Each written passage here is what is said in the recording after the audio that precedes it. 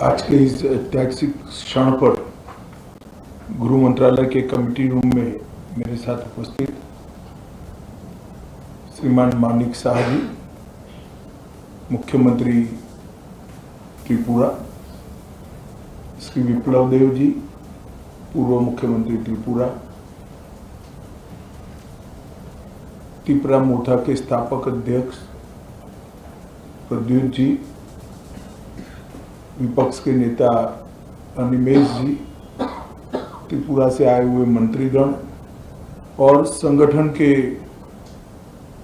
सभी पदाधिकारीगण, विधायक,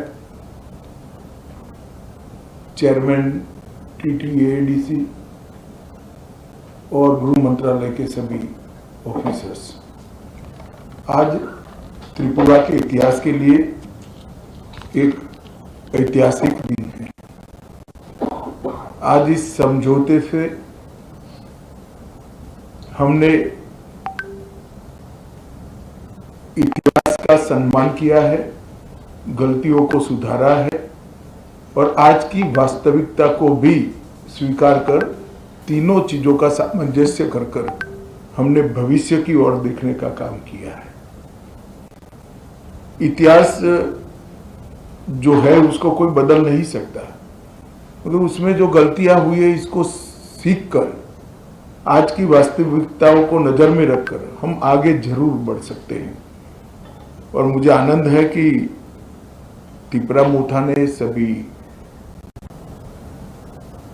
ट्राइबल पार्टियों ने और सभी ऑर्गेनाइजेशन ने इसके लिए बहुत कंस्ट्रक्टिव रोल लिया है। और भारतीय जनता पार्टी की त्रिपुरा सरकार ने भी शुरू से इसके लिए प्रयास किया। विप्लव जी उपस्थित है, मानिक शाह जी यहाँ उपस्थित है। मानिक शाह जी ने भी बड़े इंटरेस्ट से बारीकियों में इसको स्टडी कर अंजाम तक पहुंचाने में बड़ी अच्छी भूमिका अदा की है।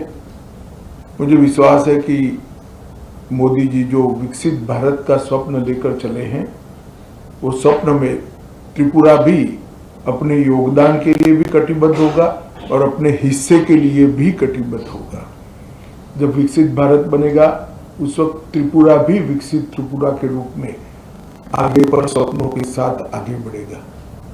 प्रधानमंत्री जी के नेतृत्व में गृह मंत्रालय ने उग्रवाद मुक्त, हिंसा मुक्त और विवाद मुक्त नॉर्थ ईस्ट की कल्पना को साकार करने का प्रयास किया है।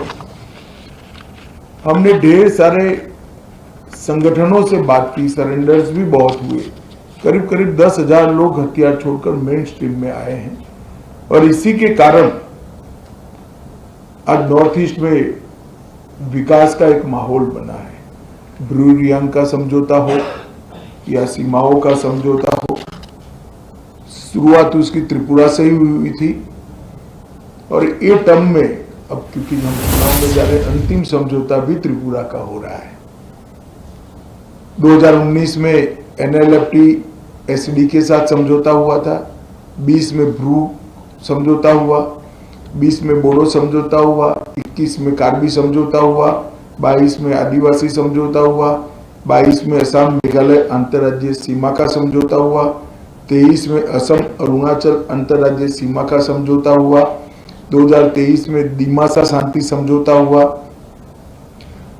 2023 में UNLF का समझौता हुआ और 2023 में ही उल्फा का समझौता हुआ और अब ये समझौता हो रहा है। तो कुल मिलाकर 11 अलग अलग प्रकार के सीमाओं से जुड़े हुए, अपनी पहचान से जुड़े हुए, अपनी संस्कृति और भाषा के लेकर संघर्ष करने वाले सभी के साथ सामंजस्य पूर्वक बात कर हमने संघर्ष को समाप्त करने की दिशा में काम किया है।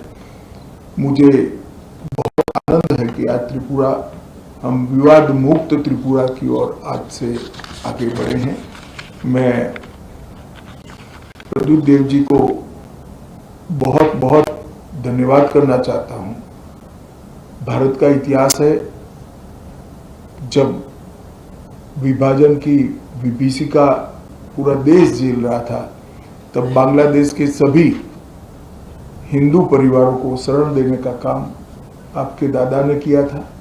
महात्मा गांधी की अपील को उन्होंने सम्मान किया था, मगर बाद में कुछ ऐसी बातें हुई कि मतभेद भी हुए, थोड़े संघर्ष भी हुए। आज सभी लोग एक साथ मिलकर आगे बढ़ने का निर्णय कर आगे बढ़ रहे हैं। उस वक्त मैं इतना विश्वास दिलाना चाहता हूं कि आपके अधिकारों के लिए आपको कभी अब संघर्ष नहीं करना पड़ेगा। भारत सरकार 2 कदम आगे उठकर सभी के अधिकारों की रक्षा करे, अधिकार की रक्षा हो, इस प्रकार का तंत्र विकसित करेगी। मैं फिर से सभी स्टेक होल्डर्स का बहुत बहुत धन्यवाद करता हूं। मैं एक बात जरूर कहना चाहूँगा, हमारे संदीप पात्रा जी ने भी बहुत बारीकी से, और पॉलिटिकल कारणों से मैं बड़ा व्यस्त चल रहा था, फिर भी मेरा समय खींचकर छीनकर इसको अंजाम तक पहुंचा है, तो पात्रा साहब का भी मैं धन्यवाद करता हूं।